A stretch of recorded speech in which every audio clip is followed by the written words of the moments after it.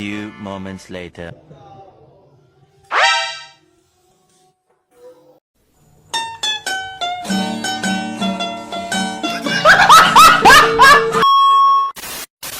mga auntie ko! Welcome again sa my mini vlog. So habang nagla-live ako dyan, nakita ko yung aking baby case na pinapaliguan yung doggy namin na si Choco.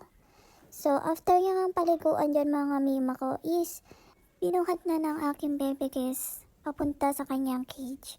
And then pagtapos maligo ni Choco ay pinatanggal ko naman sa aking baby case yung kanyang motor dyan kasi lilinisan ko tong grayaan nila ng mga motor nila, di ba? Ano pang inaantay natin, di ba mga auntie ko? Simulan na natin ang paglilinis. Ayan, winalisan ko nga lang dyan mga auntie ko and then binuhusan naman ng aking baby case ng tubig. Gusto kasi ng papa ko mga auntie ko is palaging malinis itong grayaan nila ng motor. Kaya palagi din namin nililinisan dito. Kaya bawal ang tamad sa pamilyang to mga auntie ko. So, anong silbi ng pagiging Disney princesses natin, di ba, kung hindi natin i-apply? Ano ba, parang di ka nag-grade to auntie ko, sinasabi ko sa'yo, kakaltokan kita, haha, charis.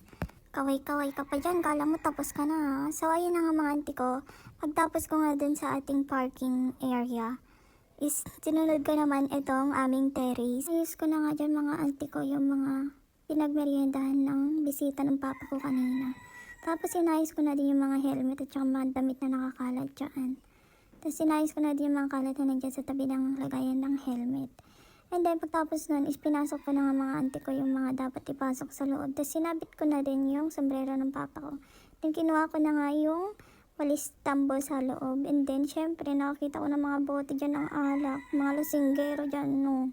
Sinasabi ko sa inyo aga-aga kanina. Nagiinom na kayo.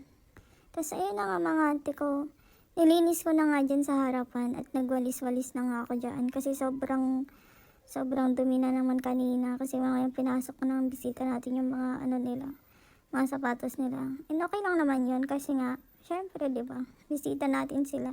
Tapos may biglang sumingit, ginawa ba namang salamin yung camera natin mga auntie ko? Syempre dyan nagtatapos ang pagwawalis natin. So ito na yung kanyang naging outcome.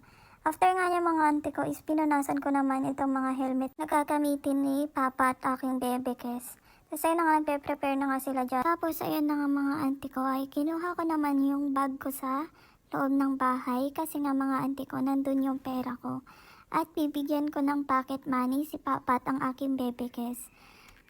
Kasi mga auntie ko mahirap bumiyahin ng walang pocket money. Kaya binigay ko muna sa kanila yung pera na meron ako.